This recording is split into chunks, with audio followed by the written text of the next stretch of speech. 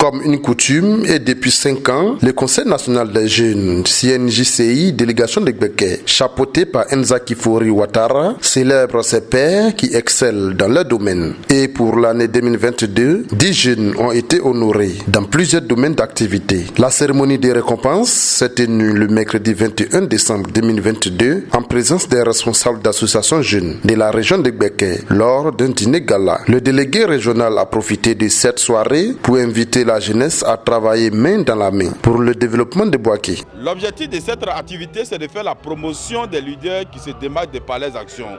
Aujourd'hui, c'est 10 lauréats qui ont été mis en lumière et pour nous, c'est de les inviter à continuer à apporter leur contribution, inviter la quasi-totalité des jeunes de notre département à être des exemples. Je demande aux leaders de jeunesse de se mettre au travail. Il faut se mettre au travail de façon désintéressée.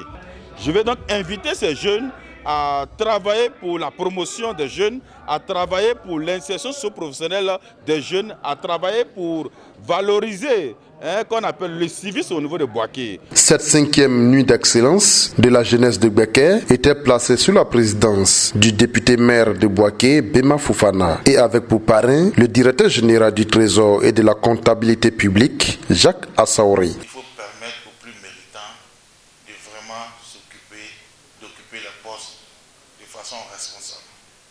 Et Enza est responsable. Vraiment responsable. Et il mérite sa place.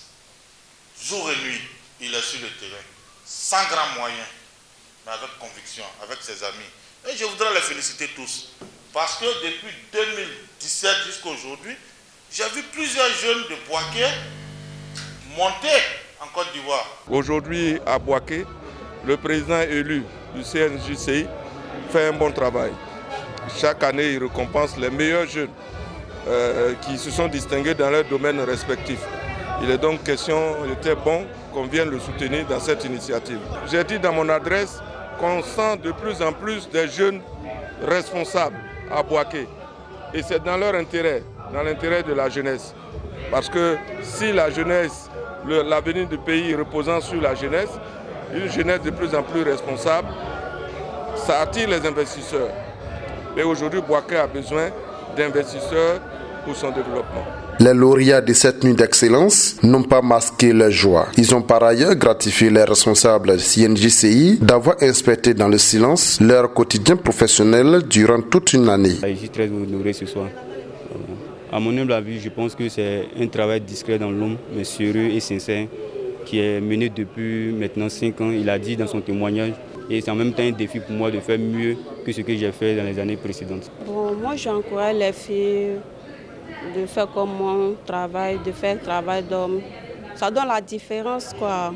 Entre les coiffures, la couture, bon, ça donne la différence. Voilà. Aujourd'hui, je ne m'attendais pas à un truc comme ça.